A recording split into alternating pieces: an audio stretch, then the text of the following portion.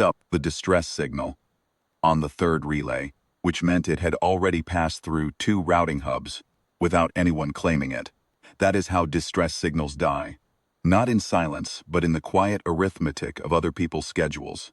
Someone calculates the detour and sets it back into the queue with a priority flag that means nothing.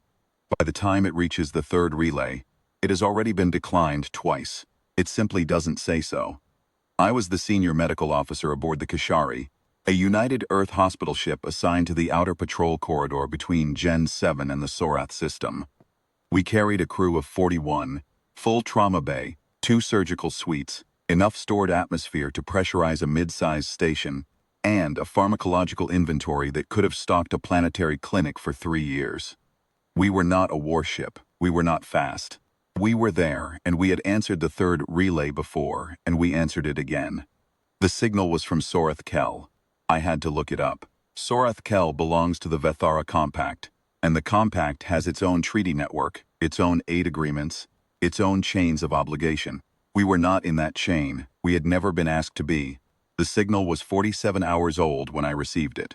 It had gone out, the log showed, on 11 frequencies simultaneously, compact channels, Alliance emergency bands, hegemony relay nodes, 3 independent humanitarian frequencies maintained by the Outer World Councils.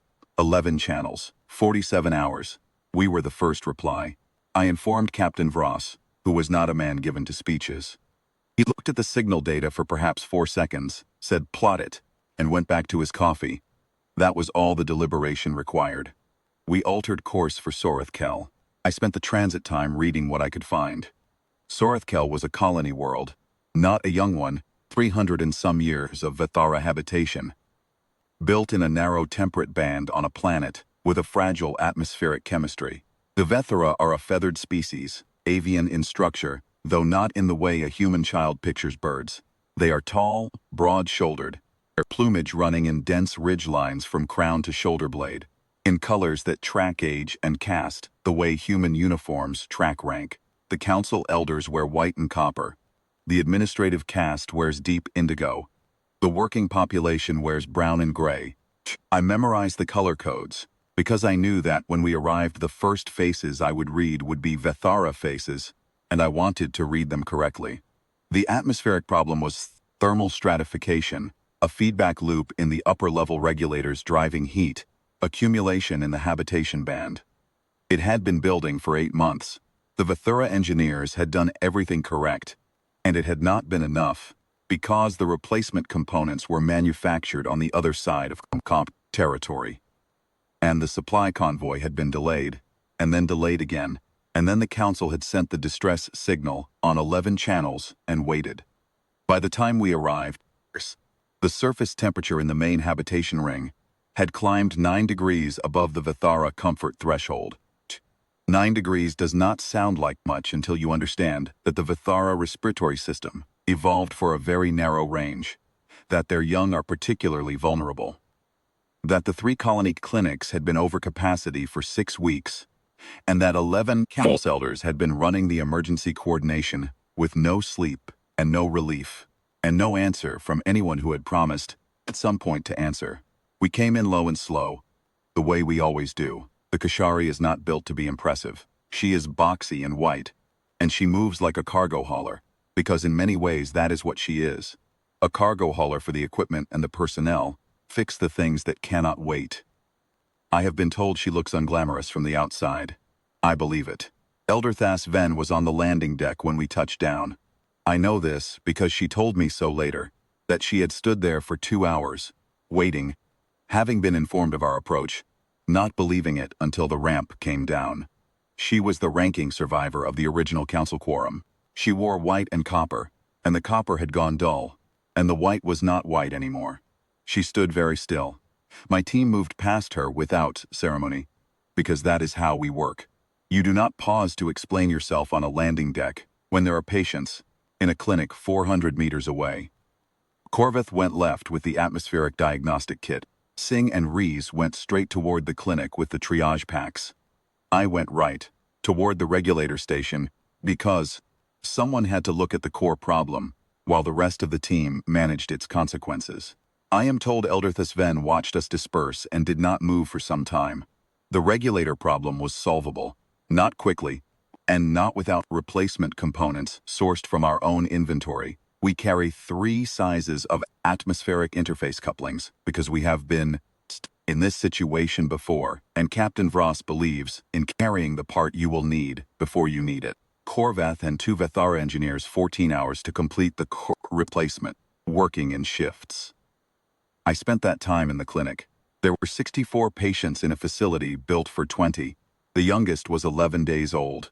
The oldest was 412 years. I did not know the vethara lived that long, and I filed the information away for the report. What I did in that clinic I will not detail at length, because medical work is medical work, and it does not require narration. You assess, prioritize, you treat in order, you adjust when the assessment was wrong, and you keep moving. My team was good. They are always good. That is not pride. It is just what the job requires, and they understood it. What I remember most from those hours is not the patients, but the vethara nurses. They had been doing this alone for 6 weeks. They knew every patient by name, knew the chart before I asked for it, and they handed me information with the precise economy of people who have been waiting for someone to hand it to. They did not hover. They worked, and we worked alongside them. And after the first 3 hours, it felt less like a relief operation, and more like a shift handover between colleagues who had never met but understood the same language. On the morning of the second day, the regulators came online. You do not feel it happen exactly. You notice that the air in your lungs is slightly less labored. You notice that the light through the clinic windows has a different quality, not flat haze of heat stress, but something cleaner. The vethara nurses noticed it first. One of them stopped mid-task and stood very still, plumage lifting slightly at the neck ridges, in a way I had not seen before, and I understood without being told that I was watching something that had been held back for weeks finally release. We stayed another day to monitor. That is protocol. You do not leave until the readings have been stable for 24 hours, and the patient load has dropped to a level the local staff can manage. By the end of that day, 41 of the 64 had been discharged. The infant was doing well. The 412-year-old elder asked me, through a translation interface, whether I had trained on vethara physiology, and I told him no, that I had spent the transit reading what I could find. And he looked at me for a long moment, with amber eyes that had seen more years than my species had been spacefaring, and said nothing. Elder Sven found me on the landing deck as we were loading out. She had slept. See in the way she carried shirt herself. Still exhausted, but the held breath quality was gone. She wore the white and copper, and someone had cleaned the copper. She stood a full head taller than me, and her plumage was the deep reddish white of old age and high station, and she looked at me with an expression I could not fully read because I was not vethara, and there was only so much I could learn in 47 hours of transit reading. She spoke.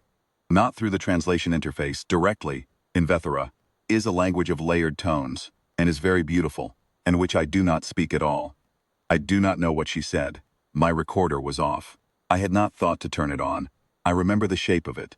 I remember that it was short. 4 phrases. 5. And that the last phrase was spoken very quietly. I remember that she held my gaze through all of it, and that she did not look away when she finished. I nodded, because it was all I could offer. We lifted at 0600 the next morning. I filed my report from the bridge, while the Kashari turned back toward the patrol corridor. The report is routine, atmospheric event, patient census, resources expended, outcome. It fills 7 pages and contains nothing that a bureaucrat could object to. It does not contain what the elder said on the landing deck. That is not the kind of thing that belongs in a medical report. I keep it here instead, in the space between knowing and not knowing. A line in a language I will never speak, said quietly, on a deck where 11 channels of distress had gone unanswered, by a woman who had waited 47 hours for someone, anyone, come. We were not the ones she called. We came anyway.